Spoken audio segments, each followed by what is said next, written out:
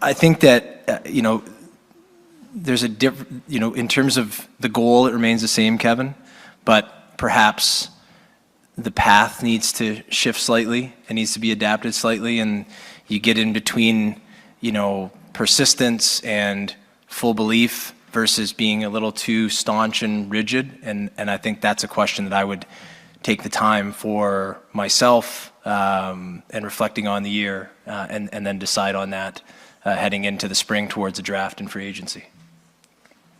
This spring and summer through to next October, am interested in doing anything that we, after a very thorough evaluation, because if you're going to do something like that, you got to bet it's got to be very thoroughly done. I would consider anything with our group here that would allow us a better chance to win the Stanley Cup. So that I would take nothing off the table at all, and I think everything would have to be considered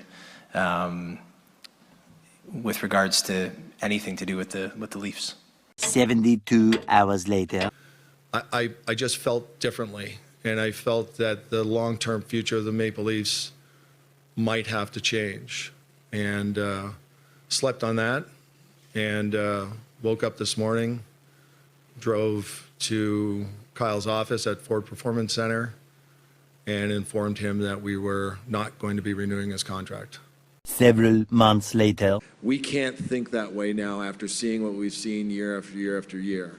And that's where I'm saying that I do believe that there's a time where the right answer is patience, and then there comes a time where you have to say that you have new information to you, the information has evolved, and you have to adjust your way of thinking. So we have to give them all the tools, and we have to make changes where we think changes are going to help our team. That everything is on the table. We will discuss everything. I don't think it serves the Toronto Maple Leafs in any fashion to discuss those things prematurely. And I have seen some of these things over the years. And again, I do believe there's a time for preaching patience, and then I do believe there's a time where you have to examine some of the patterns that persist. So everything will be on the table. Not to get into any specifics today, I don't think that serves the Toronto Maple Leafs well. The time where you look at the age and the development of players and you talk about patience. And then there comes a time where you see certain patterns and trends repeat themselves. Results repeat themselves. And that's what we have to do this.